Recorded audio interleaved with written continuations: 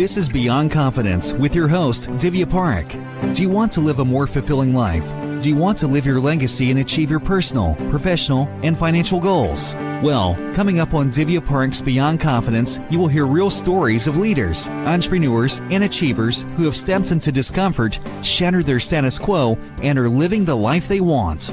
You will learn how relationships are the key to achieving your aspirations and financial goals. Moving your career or business forward does not have to happen at the expense of your personal or family life, or vice versa. Learn more at www.divyaparekh.com, and you can connect with Divya at contact@divyaparekh.com. This is Beyond Confidence, and now here's your host, Divya Parekh. Good morning, listeners. So wonderful to be here with you. Of course, I love to be with you Tuesday morning. And what I wanted to share today was just a couple of weeks back, I spoke to a group of executives, and one of them asked, how much do I need to know? How much do I need to learn before I can implement artificial intelligence? And here's what I can tell you is that you don't need to know everything before you implement AI. And if you're caught in that conundrum, if you're experiencing that AI slop, if you're experiencing problems that's arising because of AI, if you're not sure which direction to take, then the AI agency is for you, because that's going to tell you and guide you through ever-changing, rapidly, that shifts like every 30 seconds, so it seems like. It will guide you through how to social proof, how to future-proof your career and your business. So thank you for those who have got our books, because part of our proceeds go to kiva.org. So go get that, the AI agency, and open up new opportunities. Well, let's get going and bring in our guest. Welcome, Detria. Good morning, Divya. How are you? Well, good to have you. Looking forward to our conversation. So Absolutely. we get started with usually with a question. Do you recall a moment or a person in your life that left an indelible positivity in your life that you can still remember today? I can. It's quite easy for me because that question defaults immediately to my mother. She is no longer with us, Mm, but a person that had a profession of being a social worker. And while mm, we may think that, dictates the type of person that you are, I think we've all learned through experience in life. Just because you have a title doesn't mean you operate in the manner in which you would normally think that that title should operate. But my mother was absolutely born to do what she did in her profession, was to serve other people and to take care of them. And watching her not only do that because of her need to take care of vulnerable children across our state of Arkansas, which is where I grew up, and watch her do what she needed to do to make sure children were in safer environments and prevent them from experiencing harm and danger. I also saw her be the same person with her friends and family. And she was always that person who was looking for how she could make someone's day just a little bit brighter or make their load just a little bit lighter. And so I would say immediately that has left an indelible mark on my life, but also shaped the person that I have become. so beautiful. How could she make somebody's life lighter and brighter? That is so powerful. And to have a role model like that, it's so it's wonderful to have that. Yes. So as a young girl, did you have any aspirations that, I want to become this when I grow up, or that? I did. I had a traditional thought process that I was going to become a medical physician. And it is all that drove me when I was growing up. I did great in school. I was good in science and math and all the things that you thought were the prerequisites for it. And then I attended Spelman College, and I have a undergraduate degree in biology with a pre-med sequence. So I went through all the grueling process to go that route. But also college is a wonderful place where you identify yourself and what your real proclivities are and the things that you enjoy. I had grown up in my small town in Pine Bluff, Arkansas with my parents who were both, my mother a social worker, My father, who's an Army veteran, a veteran from the Vietnam War, who also owned his own restaurant and worked as a civilian worker for the federal government. And in watching my dad be this entrepreneur, it kind of sparked an interest in me of really managing and growing businesses. My mother's role as a social worker shaped me and wanted to be in service to people and give back in some way. And for some reason, I thought that this job as a physician was going to be the perfect fit for me. And then I hit college and I really started identifying the type of person I was. Yes, I would have been probably great at being a physician, but I identified that I love systems. I love business and entrepreneur more than I liked being at the bedside. And so I took a deviation from going to medical school and going into healthcare management. And I got a master's in health services administration because I realized I wanted to run the hospital. I didn't necessarily want to be at the bedside. And so in identifying that, it helped me to really start shaping that my goal and interest was more so to create environments where other people succeed. And so as a hospital administrator, I realized I was able to create an environment where the physicians, the nurses, the technicians, all of the people who really desired to be at the bedside could be their best. And that is where I found my perfect place of service. And so, yes, I grew up thinking I wanted to be a doctor, but ultimately, Well, the key is you found your purpose. You yes, found where you could excel and help others excel, because creating those environments is so important for people to step into their highest potential they can achieve. So, what would you say? Because so many people are not familiar with the healthcare systems and all that. And I've had few clients from healthcare area, and especially being an administrator can be so tough with the yes. budgets and all that. So many times what happens is, oh, we don't have the budget for this, so we cannot give the patients for this. And sometimes you may not be able to create that space for your physicians Mm. and for your nurses. So tell us about a few problems that you experienced and how did you overcome those? Sure. My healthcare career gave me a lot of amazing opportunities to learn how to be in service. And I will tell you, you're right, Divya, there are constant competing priorities. We were a teaching medical college, and so we had not only the goal of practicing and providing healthcare services to the community, we had the task and the responsibility, a wonderful responsibility of teaching the next generation of healthcare executives and healthcare professionals. And so, in that, we had a lot of things that come to mind when I think about ways in which I had a challenge to overcome. I'll tell you, I had the challenge of setting up a new department one Mm. time. And the department was one that I really was excited for. I finished my graduate degree. I was in my first, my healthcare management fellowship at the Medical College of Georgia, and that's in Augusta, Georgia. I was trying to create what was called a patient transport team. I had gone out to do some research in California and other places to learn how these transport teams were helpful to the care staff. Most of the time, back in the old days, and I'm not sure how every healthcare facility is located, is established or set up right now. But I will tell you, our patients moved about because we had either whoever was available to move them down to X-ray to have an X-ray done, and if it was the nurse or a tech or an LPN or someone, we decided to design a dedicated team that was responsible for all of the patient transport, all over the hospital. And in doing so, it was a pretty daunting task for us to get the hospital designed by zone, set up the technology, train the staff, recruit the team. But we were successful in it because it was one of those things that we saw that gave time back to our nurses and our other technical staff to stay in their places versus moving patients around the hospital, like, Mm. human taxi cabs. And so that department, it was a bit of a challenge getting it in place, but I will tell you the reward was so great to see the appreciation from the staff of having that support team now there to support them as they gave care, and also the patients for making sure they got to and from their ancillary services in a timely manner. And so those healthcare days gave me a lot of opportunity to see where we could be in service to our staff and make things better also for our patients for sure. Yeah, no, that is such a powerful thing. And what stood out for me was that you looked at long-term gain versus at short-term cost. And so many organizations, what happens is that leaders are focused on short-term cost, that, oh, this is going to cost us too much.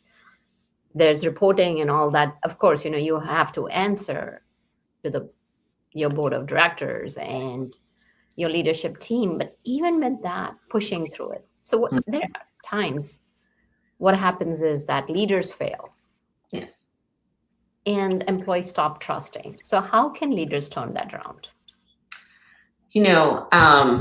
I will tell you, when you think about turning it around, I'll say it brings to mind an example of something I experienced in my career. It was not in my healthcare days. It was actually in my housing advocacy days. I often think sometimes leaders who command authority usually rely on the structure around them, their title, the organizational chart, and the consequences of someone not doing what they told them to do. And that works up until a point. But I think when we talk about loyalty and trust, they're earned through how you really show up when it is not comfortable for you as a leader. And to answer your question, probably I think about when this thought process changed for me. If we were in the middle of the mortgage crisis, the early 2008 timeframe, 2010-ish, and I was serving as chief operating officer of the Neighborhood Assistance Corporation of America. We were the largest housing HUD counseling agency in the United States. And I led that organization and I had about 500 staff members under my span of control. And we created what we call the Save the Dream events.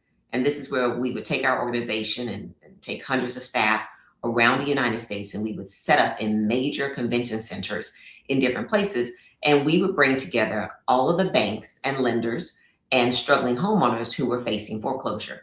It was a really daunting task, and these events were huge. We were met with no less than 25,000 people per city throughout the number of years that we traveled, trying to help provide some service to families who were really facing dire situation. And one of the events I decided to stay after. Our local offices usually had about 3 to 5 people in each one of them. And so when we would bring, several hundred staff to the city, we could process and triage and work through a lot of files at one time. But when that staff had to go back home, to their normal location of work, it would leave a large book of business behind for the local team. I ended up deciding I was going to stay behind, just kind of help them see, the aftermath, the fallout, and what happened. I got there thinking I was going to just stay with that team for 2 or 3 days, and it ended up to being 2 to 3 weeks.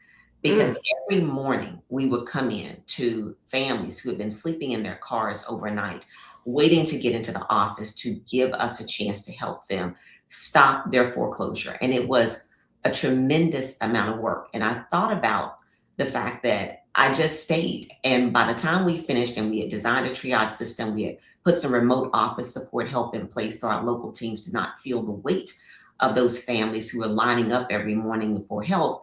It made my team look differently at me as a leader. It taught me a lot because I had a chance to get in the trenches and learn on the fly how we were going to address something that we had not planned for. We planned to fly into the city with several hundred staff, set up an event for 5 days, and we planned to go home. That was our plan, Divya. What happened was we realized we needed to address the need, and my staying behind garnered more loyalty and support from my staff, not because I was there giving out orders, but because I actually rolled up my sleeves and helped them and worked right alongside them to figure out solutions. And more importantly, made sure the people who were there for their help saw that I was there to make sure we put the things in place necessary to help those families and help my staff not feel completely overwhelmed. And I think in that moment, I learned that you really earn the right to lead people when you demonstrated that you're invested in their well-being. Before you ask them for something, before you need something from them. When you lead that way, I think the loyalty is not manufactured. I think it becomes organic and it can grow. Absolutely. So powerful that you, so to speak, got dirty. And there is so much power in that because when you're in the day-to-day run of the mill of the things, then your employees feel like the leader is ready to not just go ahead and spit out orders, but Sure. they're willing to work side by side, Yes. head to head, shoulder to shoulder. And of course, I'm sure you can guess my next question is that what was the outcome for those families? Oh, tremendous. Each mortgage modification that we did at NACA, there was no silver, bullet for just how to nail it. Every one of those families had a different circumstances, whether their incomes had changed, they had lost a major breadwinner in the family, there had been, some type of separation of, the couple. There are various reasons why people were facing foreclosure. And a lot of times it was job loss and other things. We allow people to help think creatively about ways in which they could get afloat. But more importantly, our organization negotiated loan Mm, modifications based on terms that were beneficial for the family.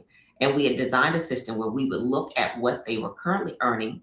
We would identify what we called a waterfall, which is a series of questions and routes and if this, then this type of scenarios that would lend us to getting them to one of our best negotiated terms. One of the best things we were able to do is bring people's interest rate down to 2%, cap the arrears, which is all the back payments, and put it on the back end of the loan, and give these people life again, give them a chance to breathe again, and give them a chance to reset their mortgage payment so they and their families and their children could stay safe in their homes and have a chance to get back on their feet, whether they needed time to find a new job or needed time to do other things, or find ways to maybe get a person who rented out a room. There was so many different ways in which we saw the resilience of American families during those. It was probably about 9 or 10 years that we traveled doing these events, and they were amazing. And yes, the outcomes for many people was tremendously positive.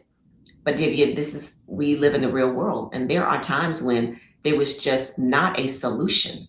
And at the worst efforts, no matter what happened, we may have still had to have that family find a plan B for having to separate from the home that they were there trying to save. And even in that, there's a humane way to handle it. There are steps and procedures that assist families. And so no matter which we saved a huge amount of the homes for people who came in on those difficult circumstances where we could not, we made sure there was palatable information given and helpful things for those families to move into their next phase. because I don't think so 2008 left anybody untouched. At least people who were That working back then and all that, whether it was their savings or stock market or housing, most are getting laid off. And that was such a humane way to help people and triage that. So, because banking, lenders, homeowners, bringing all of them together to finding that solution, that yes, touches me. thank you. Work, Detria. Very rewarding work, I will say that. So, as we talk about, we have talked about building that trust with employees, building the trust with people who you're in service for.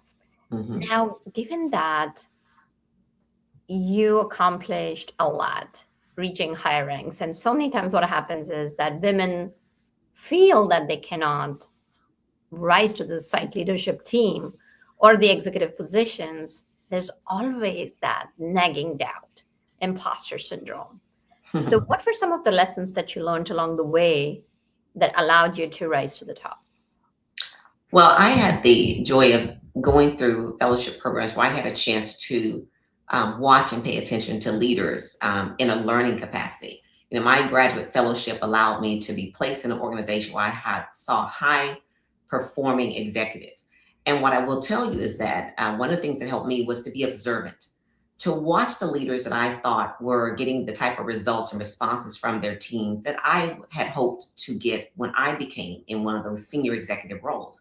And it was helpful for me to sit and just pay attention to the type of behaviors, attributes, skill set, the delivery of those individuals. And I tried my best to learn and emulate the people that I thought had the type of leadership style that I would be proud to say I had one day.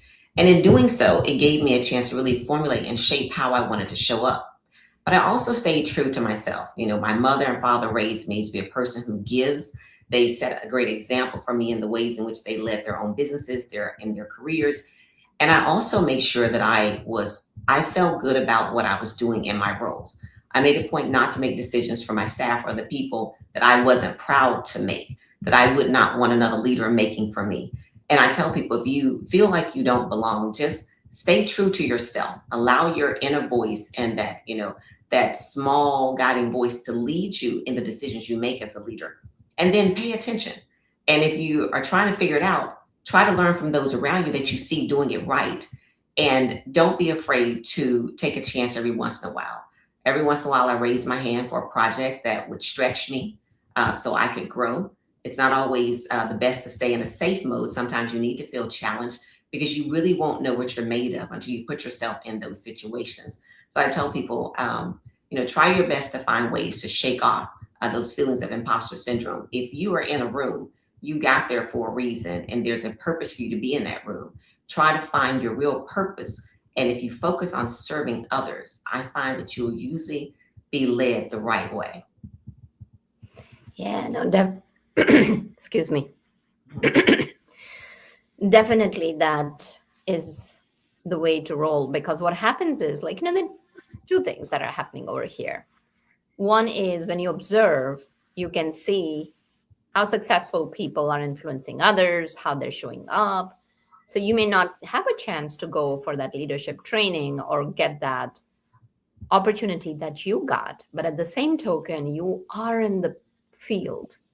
You're in the real field where you're seeing what's happening. It's not theoretical knowledge. Yes. That piece is very, very important to have. And then the second piece that you talked about, stretching oneself, that is so critical, because if you want to move into a higher position, then the next role is going to demand of you more. Yes. So it's also important, while keeping that purpose inside, how do you build those competencies and capabilities and increase your capacity to handle more? Whether it is handling stress, whether it is doing those high pressure jobs. And in that, also learning about yourself, because not necessary that you have to rise. And that's one of the things. It's so important that people think that they're only successful if they rise. Sure. So know that you may have strengths that can serve others in different capacities. So exploring what's authentic to you, and that piece that you mentioned about being authentic to yourself. So you talk about hero within. How can people awaken that? Oh my goodness. I get excited when I think about ways in which people can awaken that hero within. I think it's there for all of us. And I think it's there because we don't recognize, when we think of superpowers, we think it's something grand, or we think serving other people has to be this big moment, or this big movement, this big action. And I'm really, Divya, hoping that people can identify and grasp my concept that serving can be as small as smiling, when you pass by people. It can be saying a kind word to someone, thanking the person, who may be at the grocery store, who is checking out your groceries. It is, we go through our day-to-day lives, and in most times our digital advancements are getting us a little bit more distant sometimes. And we are focused on our phones or devices and things of that nature. And sometimes it's just looking up and taking note of what's around you. Yes, it is also those big moments. If you have the ability to help someone through a major situation or assist them financially, those are great. And I think we should continue to do those. But I am really, really intentional about making sure people know that serving, becoming your superpower, is how you show up for the people around you each and every day. It can start in your family. It can start with your friends. It can start with your coworkers. What I want people to do is think about every interaction you have. You're serving how you influence people. You're serving in how you use your network to support someone else. You're serving in ways that can be just as simple, as a kind courtesy. I was on talking to one person. He was talking about, he was trying to get into traffic one day, and he was needing to get in, and everybody kept passing by. And it's like, yeah, slow down. Give someone the ability to get in traffic one day. The little things in life make someone else's day better. And you never know. That could have been the very moment that helped that person not miss a job interview, or the things. And I think we have to think about everything that we can do that can make things a little bit better. And to help, I'm excited about a workbook that I created. A lot of people ask me this question. And while I do share great examples and stories in my book about how serving is a superpower and how I've seen it show up in my life and in the life of other people through the stories I share, I also wanted people to know that it's very, very practical, that you can start developing that service muscle. It's already there. We just have to work it out a little bit more sometimes. And so my workbook that I created is available to really help people dive into the ways in which they can awaken that superpower within. And I'm excited to see what comes of it when people use it. Mm-mm. Yeah, making it a way of life. And this reminds me of a story that I read in Reader's Digest. I don't know, it's been several years, but it stayed with me. So there's this gentleman who is flying from US to Japan, and the flight gets delayed, Mm, no fault of his own. And he had been told that the particular team he was meeting in Japan, they were very, very punctual and respected people being on time. And he had kept a day in between. So he had done everything he could have done to humanely be there on time, but flight got delayed and he got out of the plane and there was just little time. So he couldn't change his clothes. He's all disheveled. mm, Steps into that taxi and just kind of hands over the paper because at that point in time, I'm talking on this story like maybe 20, 25 years back when the translators on Google or any apps were not available. And of course, he's looking very tired and he's so worried that, oh, what's going to happen? How I'm going to show up. mhm. And the cab driver looks at him, pats his shoulders before he starts off, and just smiles at him. No words exchanged, just a small smile. And that put that man at ease that I Wow. did my best.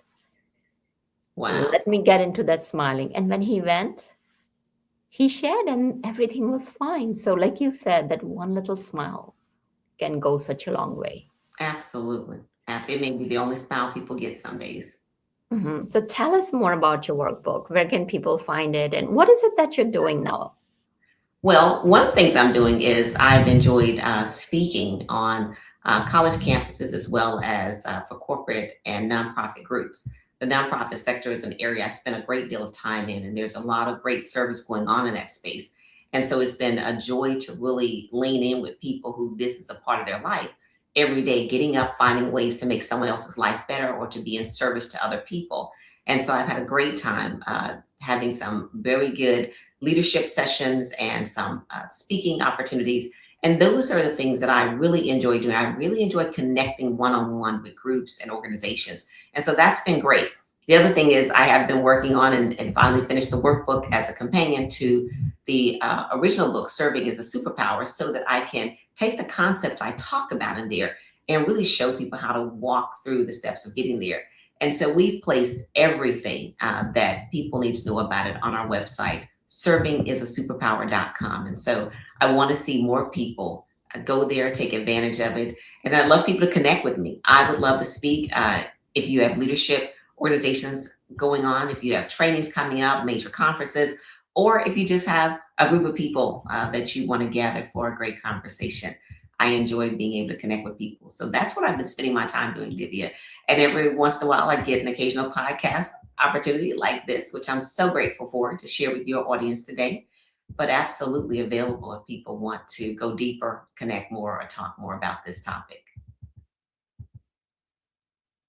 Oh, that's powerful. And so, as you have kind of built the conversation, so tell us about a time during your leadership where you felt that either as a woman or it could be just as a general as a human being, you felt that, oh, I can't do this. And how did you get over it? And you still ended up doing it despite the.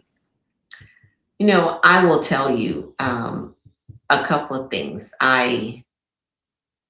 There are several times. Usually, whenever you start out with a big project, you're just not sure that you're going to be able to pull it off. You're not sure how that's going to take place. And I've had plenty of opportunities to do it. I had the joy of working for the historic Ebenezer Baptist Church in Atlanta, Georgia. And during that time frame, our church had the organization. I ran a nonprofit division of Ebenezer, so it was a separate corporation. And the leaders of the church were working on social justice and the impact and things of that nature in the community, how to make life better for people, giving them second chances and things. And so we were tasked to help work on the very first, what I call record restriction or expungement event in the state of Georgia, a one-stop shop. The beautiful thing is that I'd already done these major mortgage events. And so I was used to bringing people together in a room and working out solutions that people thought were almost impossible, in a one-day setting or so. And I pulled on that experience because when I was asked to help work on this project, one, a record restriction in Georgia at that time took about 190 days to get through our justice system to try to get your record expunged. And in Georgia, they call that a record restriction by their definition and terminology.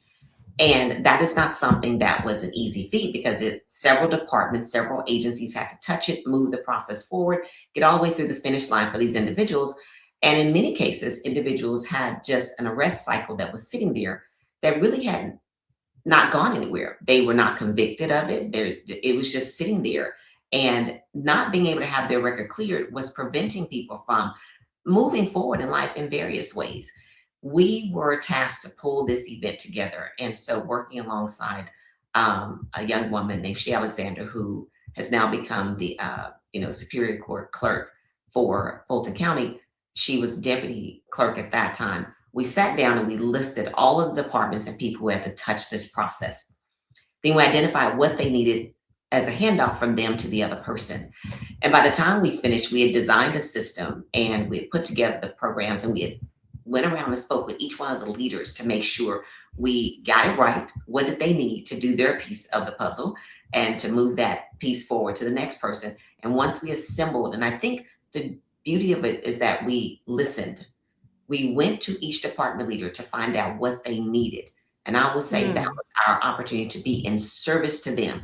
We didn't send out a memo saying, show up and do your job. We went and said, what can we do to help make sure your job is done and it is done well, and you have what you need to be a part of this overall process of serving people who we want to help them move their lives forward. And I believe those acts of sitting down, understanding from people, learning from them is really what allowed us to be successful. I don't think we, at the onset, thought we had the ability to pull it off. But in our walk of serving each department leader in every part of the process, all the arresting agencies, the judges, the courts, working with Georgia Bureau of Investigations, I cannot tell you how many people and meetings we had before we figured out the methodology for the event. And I will tell you that we are very, very pleased that it went successfully. We then got a chance to do a duplicate event the following year. And that work has now moved to the point where our local prosecutors are doing the record restrictions here in Georgia a little bit faster than they were before. And so that in itself is a give back to the community, because the more we keep people moving forward in their lives and being able to become their best self, the better we serve our greater community. And so I would say that's one of the ones that stands out with me when I really sat at the onset thinking, oh, wow, are we going to be able to get this done? And then again, taking those small steps of trying to be in service to each person along the process allowed us to reach our goal. So this definitely brings a point is that you're building relationships with all the parties concerned. You're serving them, and you finished it off with that, serving each person. So it's not that this is my viewpoint and you got to listen. But the thing is like, okay, how can I help each person to be successful? And when that happens, that builds a community, that builds a family, and that builds the human connections that we all have. Yes, it does, Divya. And I think about now, when you were talking about AI earlier, I think each and every one of us needs to continue to develop ways in which we have that service part of ourselves really show up in all of our work. And even as I think about one of the things I'm excited about talking to are people who are in, large language model research and people who are AI developers and things. I want them to really know that it's important that they stay connected to their service mindset as they're going about building these tools, because what they're building is going to be a replication of how they're working and how they see the world and their vantage point. And I hope that more and more people, one, will get my workbook so they can truly develop their inner service, muscle. But I also want to make sure people are thinking about the fact that this cuts across every area of our life and aspect. There's not an area or an organization, a company, a group, a person that does not need to think more seriously about how we show up and how we are in service to other people. Absolutely. So I'm sure listeners, you have got quite a bit from our wonderful guest, Detria. Definitely visit her website, servingisasuperpower.com. And how beautiful that is, that how can we be of service? How can we make that a way of life? Yeah. And it doesn't matter where you're at. It's one simple smile, one wave. Because yesterday I was at some place and I think so I was in a parking lot and there were two little kids. They had puppets on their hands, like probably like 7 and 9 years old, and they had puppets on their hands and they were waving. And what was amazing was that every person who walked out of the grocery store waved back at them, and people were smiling. And that experience was Yeah. just so different. And it's so, we think it's difficult, and yet simple gestures can build those human connections. It can build our strong communities because together we can build a stronger tomorrow. So thank you, Detria, for work you're doing, and we wish you all the success. Thank you for joining us. And thank you, wonderful audience, for being part of the show, for loving us, for always supporting us, reaching out to us. So do reach out. Do continue to share your love because we want to make sure that you know we love you and we are here to help you and support you in any way we can so that you can live the life you deserve. And thank you, Juan, at Tech Genius. Take care and be well until next time.